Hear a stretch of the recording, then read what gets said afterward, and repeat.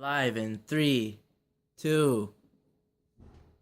Hello, everybody, and welcome back to CBC's Business Hour, where we give you all the latest scoop on today's frauds. So, Alicia, what's the scoop for tonight? Well, we just got some juicy news today thanks to Elizabeth Warren. Wells Fargo, the man behind the billion-dollar scandal for creating fake accounts, is finally getting the punishment he needs. In the conference that occurred just earlier this morning, Warren states, "Our biggest concern is that too many people are focused on the CEO when this was really the breakdown of the entire chain of command." So overall, she wasn't happy about how things went at all. Hold on a minute. Let's recall the scandal for our new viewers today.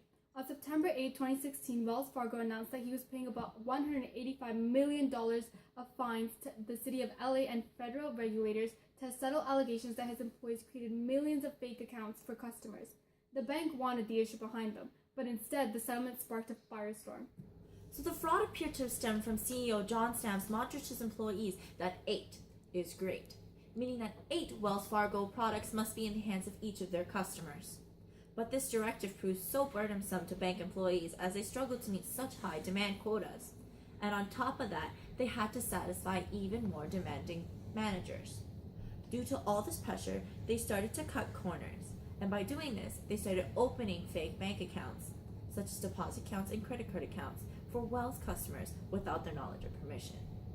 From 2011 to 2016, but possibly going back to 2009 or more, Wells employees created more than 1.5 million unauthorized deposit accounts and issued more than 500,000 unauthorized credit card applications. These accounts racked up to $2.6 million in fees for the bank.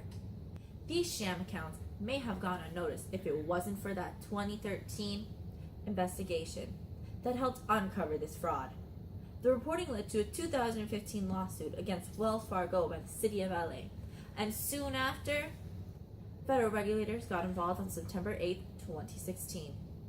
However, a fine of $185 million, as stated before, was anything but the end.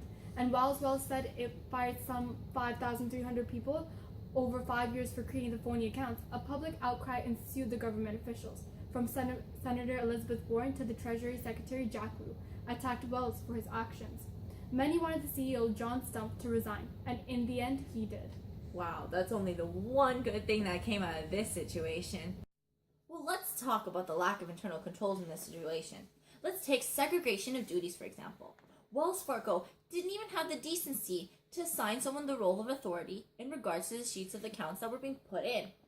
All he had to do was simply place checkpoints throughout this whole process, and it would have essentially eliminated the whole situation. I know, right? Like, how hard could that be? But let's not forget the main thing. He didn't even have asset insurance on his employees. What? Right? And that's why he lost all of his money and had to pay a large amount of money worth billions of dollars. Due to the lack of restrictions and supervision, they were able to steal and create fake accounts right under his nose. God, that is just one heap and half of a pot-hot mess, and I'm so glad I'm not a part of that. Well, that's all we have for today's business talk. Tune in next time for some more Business Hour.